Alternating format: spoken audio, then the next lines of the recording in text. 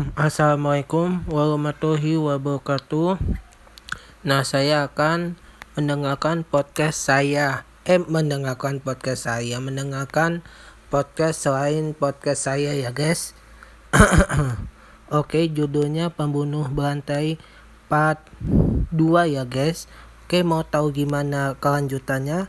Let's go, kita mulai dengerin podcastnya. Jangan lupa like, komen, dan subscribe ya guys. Terima kasih.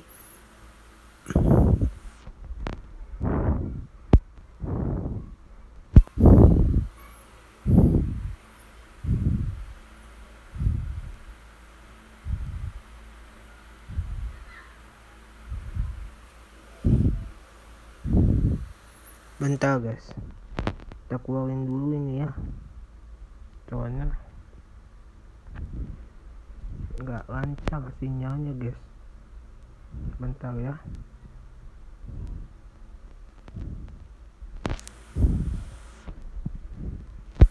Kok masih dark mode ya? Udah dimatiin nih. Bentar. Dark mode aja deh.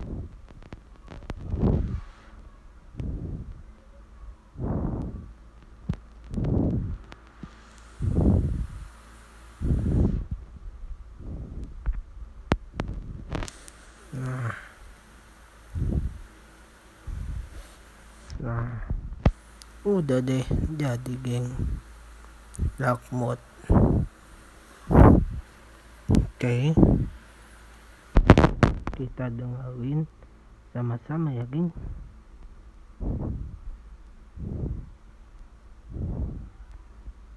Podcast ya guys.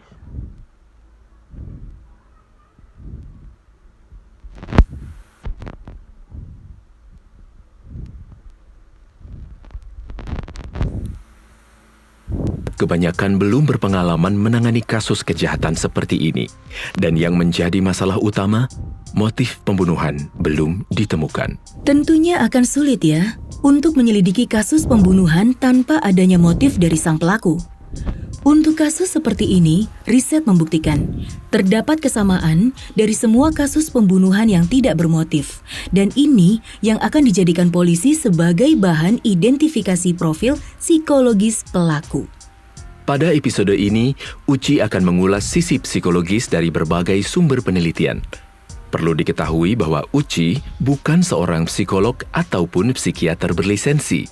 Namun Uci sudah melakukan riset mendalam untuk kasus ini. Uci. Terima kasih Wiwit. Berdasarkan artikel yang ditulis media American Journal of Psychiatry tahun 2006, pelaku pembunuhan impulsif yang keji menunjukkan kelemahan dalam hal kontrol impuls, sulit membedakan antara batas fantasi dan kenyataan. Reaksi emosinya tumpul dan dangkal, berfantasi kejam dan bengis. Wow, mungkin ini yang akan menjawab tentang motivasi awal Zodiac Killer melakukan pembunuhan. Saat merasa nyaman di keadaan tertentu, ia akan termotivasi untuk mewujudkan fantasi jahatnya di dunia nyata. Dan karena fantasinya, mungkin saja sebenarnya ia memiliki motif. Tetapi motif tersebut sulit dipahami orang lain. Dan korban yang dipilih bisa jadi tokoh yang ada di fantasinya. Terlepas dari apapun motif si pembunuh, polisi masih kebingungan. Keesokan paginya setelah kejadian, pihak berwajib mewawancarai keluarga David dan Betty Lou untuk mengumpulkan data dalam rangka menemukan pelaku. Sharon, teman dari Betty, menginformasikan bahwa ia bertemu Betty Lou dan David di sore harinya. Tetapi Sharon tidak tahu kemana mereka pergi setelah pukul 9 malam. Sedangkan kakak Betty Lou mencurigai Ricky, mantan pacar Betty Lou yang sangat cemburuan. Tanpa menunggu lama, polisi pun langsung menginvestigasi Ricky. Tetapi pada saat kejadian, ia bersama keluarga dan teman-temannya. Alibinya sangat kuat. Data lain pun ditemukan, yaitu hasil wawancara dengan James A. Owen, penduduk setempat yang sempat berkendara sekitar pukul 11:14 malam dan melewati pom bensin di lokasi kejadian. James mengatakan ia melihat station wagon terparkir bersama mobil lain di sebelahnya. Satu-satunya yang dia ingat, Mobil tersebut berwarna gelap dan ia tidak melihat ada orang di sekitarnya.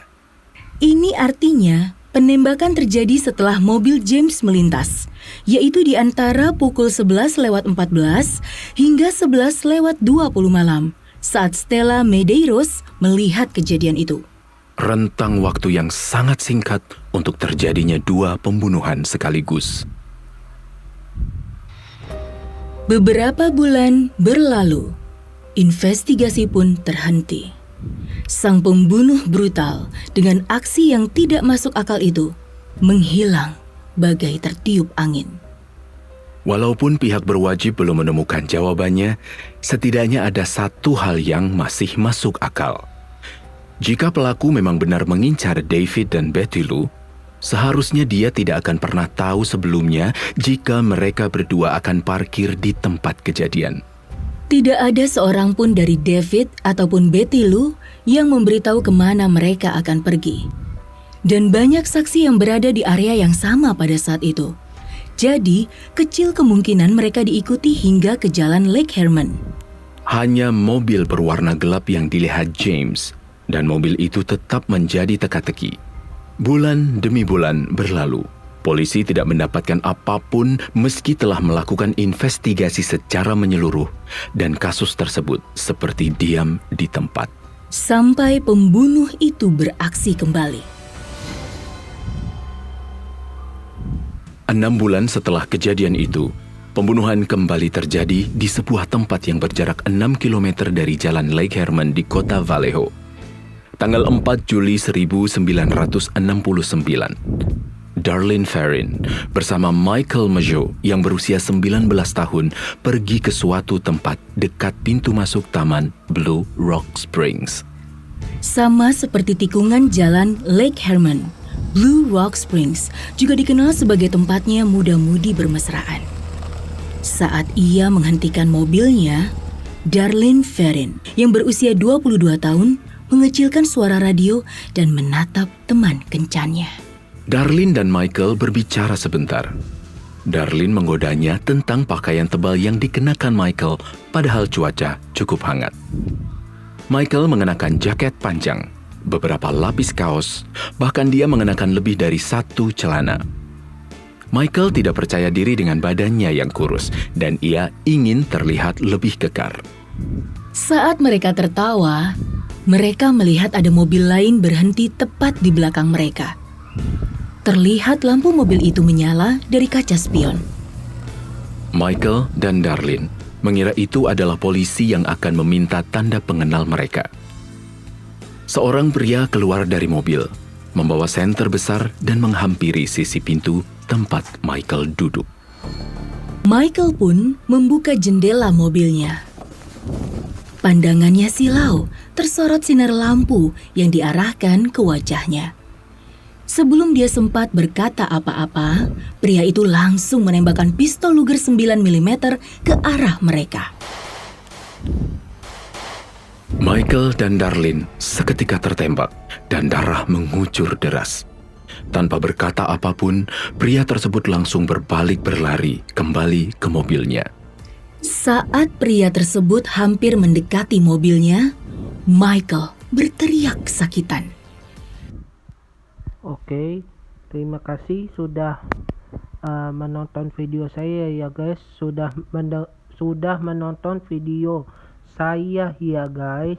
Jangan lupa like, comment, dan subscribe ya guys. Terima kasih.